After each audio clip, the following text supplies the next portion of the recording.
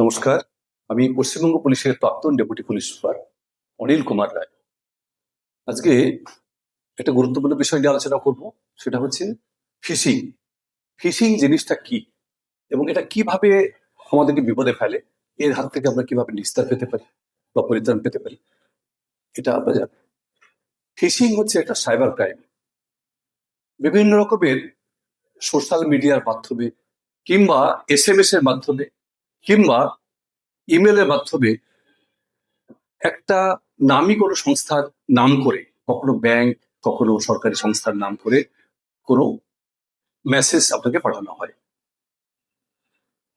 আপনি সেই মেসেজটাকে কিন্তু প্রাইমারিলি আপনি ভাববেন বা বিশ্বাস করবেন যে এটা ব্যাংক থেকে বা কোনো সরকারি সংস্থা থেকে বা আপনার কোনো পরিচিত কোনো একটা সংস্থা থেকে পাঠানো হয়েছে যেটার সঙ্গে আপনি রিলেটেড। আপনি বিশ্বাস করে এইভাবে সে ট্রিক করে বা আপনার সঙ্গে চালাকি করে আপনার ব্যক্তিগত তথ্য, এমনকি আপনার ফিনান্সিয়াল যে সমস্ত ক্রেডেনশিয়াল থাকে সেগুলোকে কিন্তু তারা সংগ্রহ করে।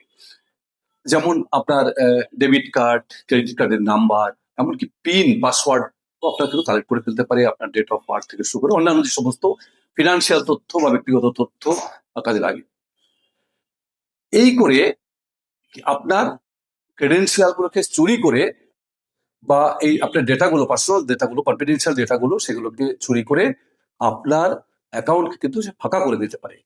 সুতরাং ফিশিং এমন একটা জিনিস, এটা সাধারণত আপনাকে বোকা বানিয়ে আপনার তথ্য কিন্তু রিভিল করতে আপনাকে বাধ্য করে। আপনি ভাবছেন যে আপনি এটা ব্যাংকারকে আমি দিচ্ছি, এমন একটা সিচুয়েশনে সে ক্রিয়েট করবে বা আপনাকে বলবে যে এখন না দিলে আপনার ডেবিট কার্ডটা ব্লক হয়ে যাবে বা এটা না দিলে আপনার অ্যাকাউন্টটা ব্লক হয়ে যাবে। আপনি এটাকে বিশ্বাস করছেন ভেরিফাই না করে। এটা কিন্তু হচ্ছে এই ধরনের অপরাধ।